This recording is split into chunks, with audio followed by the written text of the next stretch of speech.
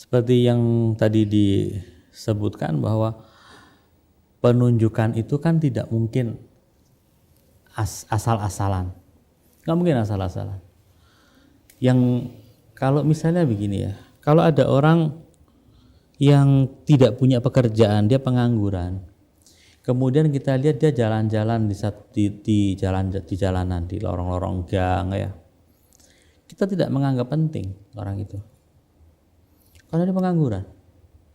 Tapi coba bayangkan kalau ada seorang pejabat tinggi, kita bicara secara pemerintahan ya, pejabat tinggi negara jalan di jalan rumah kita, orang pasti akan bertanya, ada apa ini?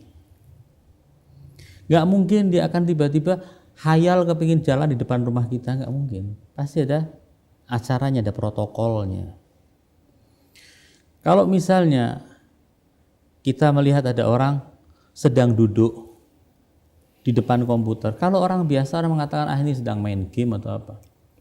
Tapi kalau ada seorang pemikir sedang duduk di depan komputer, orang akan mengatakan ini sedang menulis sesuatu. Kenapa? Gak mungkin orang yang bijak seperti dia, gak mungkin orang yang punya ilmu seperti dia, gak mungkin orang yang punya sangat menghargai waktu seperti itu akan membuang-buang waktu percuma. Pasti ada sesuatu yang dikerjakan. Ini contoh aja, ini dalam kehidupan kita seperti itu. Misalnya kalau ada seorang sholat, melakukan sholat sunnah, orang biasa, orang anggap dia sholat sunnah biasa. Tapi kalau ada seorang yang ulama besar, dia sholat tepat pada waktu tertentu, orang akan bertanya-tanya, jangan-jangan ada hadis ini, orang akan merujuk pada hadisnya. Nggak mungkin dia akan melakukan sesuatu yang tanpa ada alasan. Ini manusia biasa. Waqis ala hadza. Rasulullah Shallallahu Alaihi Wasallam adalah manusia paling sempurna. Seorang yang bijaksana, orang yang bijak, orang yang arif tidak mungkin akan melakukan sesuatu tanpa perhitungan. Bahkan orang yang arif, orang yang bijak, ketika dia pegang tasbih kemudian sambil diputar-putar, muter-muternya tasbihnya dia itu ada tujuan, tidak sembarangan. Nggak mungkin abath kalau bahasa Al-Qur'annya, nggak mungkin sia-sia. Ada maksud. Mungkinkah Rasulullah menunjuk anaknya, putrinya itu Fatimah, menunjuk cucunya Al-Hasan dan Al-Husain, menunjuk Ali bin Abi Thalib tanpa ada maksud?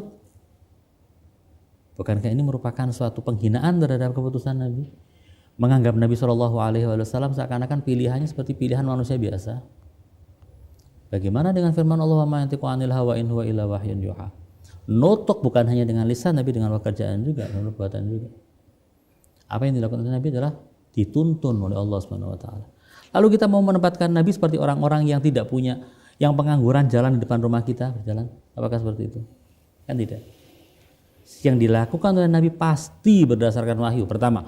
Kedua, seandainya bukan wahyu, karena sebagian orang menolak seperti itu.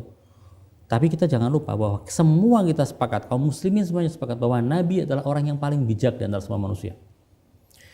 Nabi adalah manusia yang punya akal paling sempurna di antara semua manusia. Mungkinkah orang yang punya akal sempurna kemudian melakukan pemilihan yang asal-asalan? Bukankah ini menunjukkan sebuah keutamaan bagi orang yang ditunjuk oleh Nabi? Itu yang pertama. Kalau dikatakan bahwasanya ini tidak menunjukkan kepemimpinan mereka atau khilafah mereka, saya setuju. Karena di sini tidak ada yang namanya isyarat terhadap kepemimpinan mereka setelah Nabi, nggak ada. Karena Fatimah bukan pemimpin setelah Nabi, beliau hadir di situ. Memang ini bukan dalil atas kepemimpinan, tapi dalil kesucian mereka, dalil keagungan mereka, dalil keutamaan mereka. Kalau kita sudah mengatakan seperti itu, masih mau ditolak lagi, berarti kita memang punya masalah dengan Ahlul Bait. Naudzubillah min dzalik, kalau ada orang membenci Ahlul Bait alaihissalam.